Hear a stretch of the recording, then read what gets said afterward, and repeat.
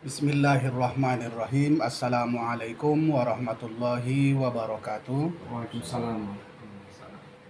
Alhamdulillah wassalatu wassalamu ala rasulillah wa man la nabiyya ba'da. Allahumma salli ala sayyidina Muhammad wa ala ali sayyidina Muhammad. Segala puji bagi Allah Tuhan semesta alam yang masih memberikan kita rahmat dan karunia yang begitu besar. Dan dengan itu pula lah Allah menyempurnakan nikmatnya kepada kita sebagai manusia. Salawat dan salam kita sampaikan ke haribaan Nabi kita besar Muhammad sallallahu alaihi wasallam. Allahumma salli wa sallim wa barik alaih. Sahabat Tobi, pada malam hari ini jumpa lagi dengan saya Wakna. Insya Allah kita akan berdiskusi mengenai mengenal yang disembah. Tapi sebelumnya marilah kita buka diskusi kita dengan lafaz basmalah. Bismillahirrahmanirrahim. Pada malam hari ini, mumpung kita masih di bulan Muharram, artinya selain daripada Allah itu adalah diharamkan. Itulah yang menjadi penyebab kenapa kita mendiskusikan mengenal yang disembah. Secara pengertian, mengenal itu berarti mengetahui sesuatu secara detail, dan tentunya ini adalah membutuhkan pemahaman yang luas ya. Nah, mengenal itu di dalam bahasa Arab dinamakan dengan ma'rifah.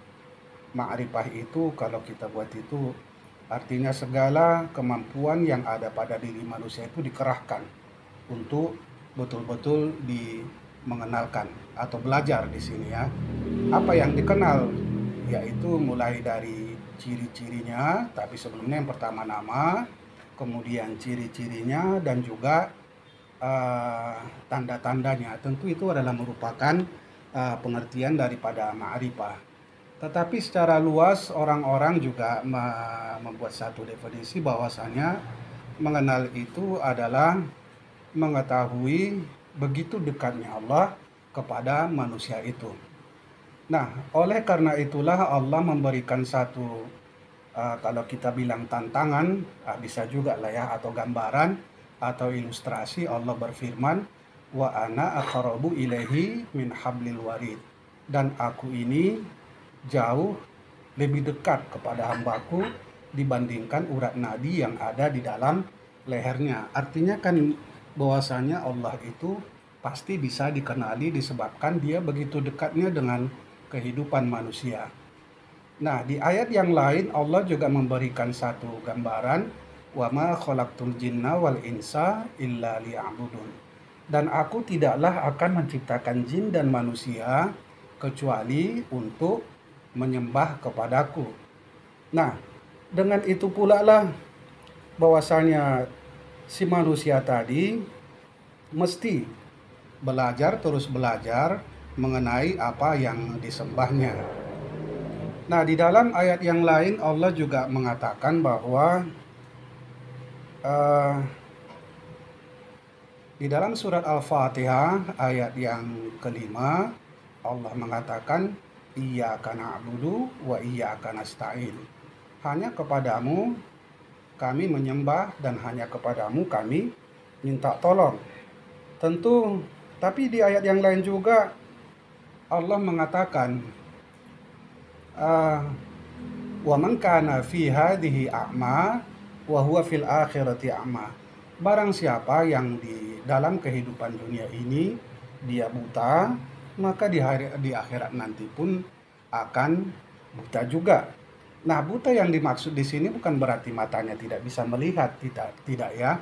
Tetapi mata yang sebenar mata itulah yang menjadikan buta bagi manusia. Barang siapa yang tidak mau belajar mengenai hakikat daripada dirinya mengenal itu, maka dia dikatakan buta. Maka di akhirat nanti pun dia akan dalam keadaan buta juga. Nah, sahabat Taubi, lantas sudahkah kita mengenal apa yang kita sembah selama ini? Kita udah mengatakan, siapa yang kamu sembah? Pasti kita mengucapkan Allah yang aku sembah. Tapi kenalkah kita dengan yang kita ucapkan itu? Nah, kalau kita ibaratkan secara kehidupan dunia, misalnya di Jogja ada satu kerajaan ya. Nah, ada di sana namanya seorang raja dan ada juga seorang abdi. Abdi tadi pasti dia mengenai rajanya. Kalau dia tidak kenal dengan rajanya, maka mustahil dia akan mengabdi kepada rajanya. Tetapi apakah bisa kita buat ilustrasi itu pada Tuhan? Tidak. Masalahnya yang kita sembah ini adalah yang gaib, maha gaib. Dan tentu kita tidak bisa melihatnya, menyaksikannya. Sementara raja yang kita ungkapkan tadi di awal tadi bisa kita lihat. Ada johirnya, ada fisiknya, dan kita tahu apa kebutuhannya. Ini masalahnya yang mau kita kenali itu, yang kita sembah itu adalah yang tidak kita kenal.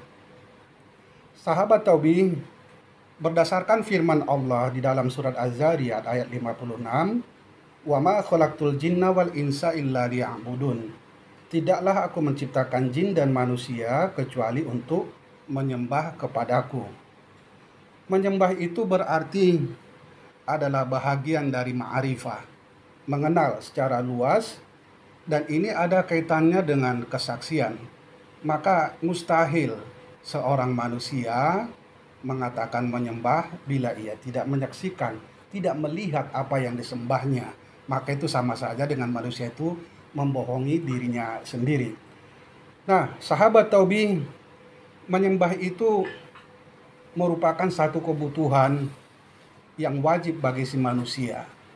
Karena Allah itu bukan berarti dia istilahnya GR yang mau diketahui, tidak. Tetapi si manusia itu yang harus paham, aku ini harus kenal siapa yang kusembah. Maka disinilah mulai si manusia itu berproses dari awal, terus belajar. Nah, kita pahami bahwasanya yang pertama itu dipelajari pasti melalui isimnya, namanya. Kita kenali dulu siapa isimnya. Karena ibarat kata, maka tak kenal, maka tak cinta, tak sayang pula dia. Tak kenal dia dengan yang disembahnya, macam mana pula dia mau suka dengan disembahnya. Nah, kenalilah dulu isim. Siapa namanya? Tentu kalau kita yang selama ini, siapa Tuhannya? Ya Allah. Kita kenali betul secara namanya. Nah, setelah itu kita paham bahwasannya namanya adalah Allah. Tentu kan ada perbuatannya, ada afalnya Tuhan itu. Bukankah di dalam dunia ini afalnya Tuhan itu yang paling terdekat itu ya si manusianya, kita ini sendiri. Merupakan afalnya Tuhan, perbuatannya Tuhan, ciptaannya Tuhan. Kita ini ciptaannya. Bagaimana mungkin kita menyembah Tuhan? Diri kita sendiri saja pun kita tidak mengenalnya. Sisi jasad mungkin kita kenali, tetapi jauh lebih itu sisi batin kita ini apa kita paham? Apa kita sadar dengan sebelum kita diciptakan? Apa kita sadar keadaan kita di alam ruh? Apakah sadar kita keadaan kita ketika di alam rahim, di alam ketetapan? Semuanya itu tidak disadari si manusia. Nah, itulah kalau kita menceritakan masalah mengenal diri, maka akan ada proses-proses yang akan dilalui oleh si manusia. Terus sudah kita kenali perbuatannya, baru kita ketahui ada sifatnya. Dan sifatnya Allah itu semuanya pun sudah dilakukan sama manusia. Ada rahmannya, rahimnya, kasih sayangnya, sudah kita lakukan semuanya. Tetapi kita yang berdusta sama diri kita sendiri. Kita melawan kodrat, melawan apa yang sudah ditetapkan Allah kepada diri kita. Nah, di situ kadang-kadang si manusia itu berjiwa seperti layaknya Tuhan. Padahal itu kan tidak boleh. Allah itu ya Allah, manusia itu ya manusia. Sahabat Taubi, nah Allah juga mengatakan bahwasanya ketika mengenal Allah itu berarti ini berkaitan dengan ilmu syahadah.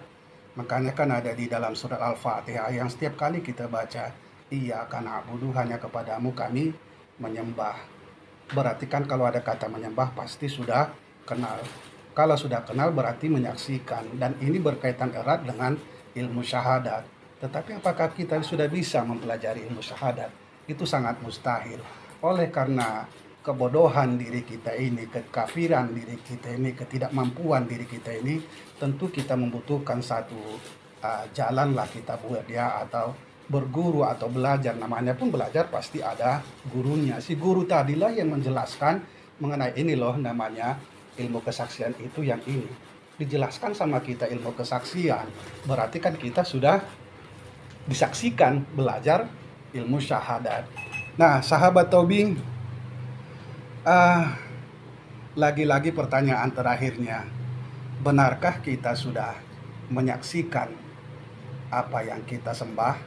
Bila ini belum terjawab, maka silahkan jumpai mungkin barangkali di sekitar kita, di daerah kita, di provinsi kita, atau di Indonesia ini, atau di luar negeri, masih ada yang bisa dan mampu untuk menceritakan mengenai namanya ilmu syahadah.